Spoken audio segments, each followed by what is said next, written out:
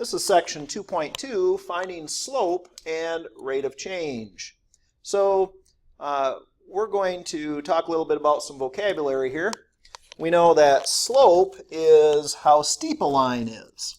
And the way that we define slope, we'll do that here in a second, but that's basically how steep a line is.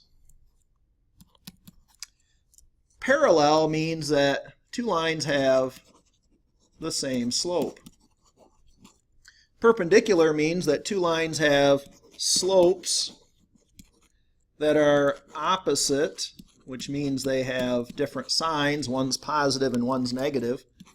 Reciprocals, which means if you flip it over, that's the reciprocal. And then finally, a rate of change. Well, a rate of change shows the change in one quantity compared to the change in another quantity. Okay, such as miles per hour. That's a change in the number of miles compared to the change in time. Change in distance compared to change in time. That's called a rate of change. And what we're going to see is anytime that we compare a change of one quantity to a change of another quantity, that translates to a slope when we write it out as an equation. So we'll see that here in a minute. So let's move on here. So for the slope of a line, there are many different ways to define the slope of a line. The slope m of a line, now if we're looking at an equation like y equals mx plus b, the m is the slope. So the slope of a non-vertical line is the ratio of the vertical change for that line, which we call the rise, to the horizontal change, which we call the run. In algebra, we have a formula to calculate that, y2 minus y1 over x2 minus x1. That's the rise over the run. So a slope is generally a fraction, rise over run. Now the rise comes from looking at, we look at this line over here. If I want to go from this point to this point, I have to go up to a certain level in order to then go over to this point. Now the distance that I have to go up is called the rise. And we calculate that rise by taking the second y and subtracting the first y. It gives me that value. The run then tells me how far I have to go across. And so that, in this case, when I go right and left, those are my x's. So the way I calculate that is I take the second x and subtract the first x. And so that's where the formula comes from for slope. So one of the things in this section that I have to be able to do is calculate slope. So let's look at example number 1. It says, what is the slope of a line passing through the points 1, 3, and 6, 7? Well, first thing we got to do is assign which one is the first point and which one is the second point. Seems kind of obvious here that the first one would be the first and the second one would be the second. So I'm going to start with the second y and subtract the first y. So that's going to be 7 minus 3. That's going to go on top. Then I'm going to go second x minus first x. That would be 6 minus 1. And that's going to give me 4 over 5. So we would say that the slope of this line is the fraction 4/5. That tells me that for every 4 that I go up, I have to go 5 to the right. Now, we can classify lines by their slope. The slope of a line indicates whether the line rises from left to right, falls from left to right, is horizontal, or is vertical. Okay, you can see in the first picture here, this line rises from left to right, so that's a positive slope. In the second picture, it goes down, it falls, so that's a negative slope. In the third picture, we have a horizontal line. Now, a horizontal line doesn't go up and it doesn't go down, so in between a positive and a negative would be a 0. Okay, so that one has a 0 for a slope. Now the only one that's kind of different from the others would be the one that's straight up and down. That would be a vertical line. So right here in this case. A vertical line, we say the slope is undefined. And the reason why is because it's so steep you couldn't walk up it. Or another way to look at it, if I picked 2 points like this one and this one, The rise, well, you could calculate that. That's going to be some kind of number. But the run, right and left, well, that's 0. And we should all know that you can't divide it by 0 because there's nothing you can times by 0 that equals a positive real number.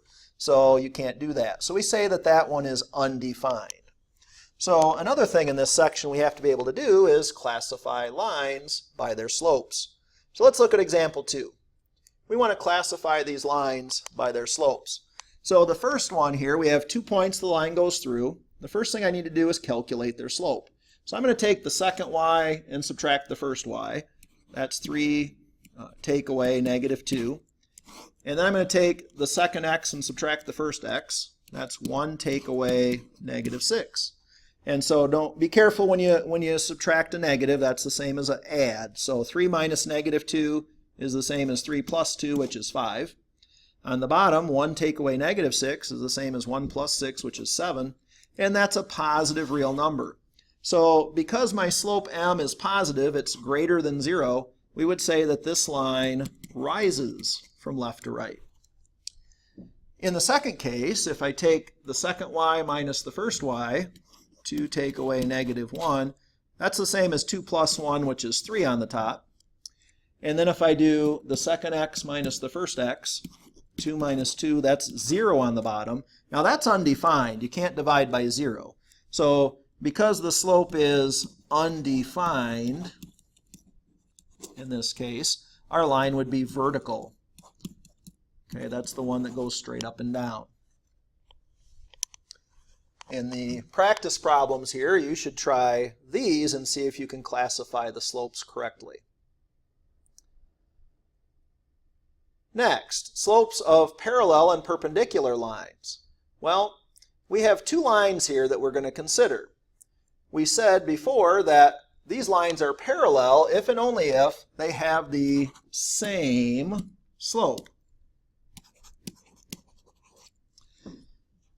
So m1 would equal m2. On the other hand, we said lines are perpendicular if and only if their slopes are opposite reciprocals. So reciprocal means you flip it over, opposite means you change the sign. And so m1 would be the same as -1 over m2. Okay, this would be the reciprocal of, m2 down here. So it would be the reciprocal and it would be the opposite sign. All right. Now, it just so happens that when you multiply a number and its opposite reciprocal, the product of those two numbers is equal to -1. So if you can times the two slopes together and you get -1, then you know those are perpendicular lines. So let's take a look at example 3. We want to classify these lines as parallel or perpendicular. So line number 1 goes through these 2 points here. So let's calculate the slope. So the second y minus the first y, 5 minus -1, over the second x minus the first x, 2 minus -3. Well, that's going to be 6 on top, and that's going to be 5 on the bottom. For the second line, we have the second y minus the first y. That'll be 1 minus -4. And then second x minus first x, -3 take away 3. Well, that's 5 on the top, and that's -6 on the bottom. And so when I compare those two fractions, well, if I times the first and the second slopes together, 6 over 5 times -5 over 6, I get -1. So therefore, they are negative reciprocals of each other. So we would say these lines are perpendicular. Once again, there's a couple of checkpoint problems here for you to practice.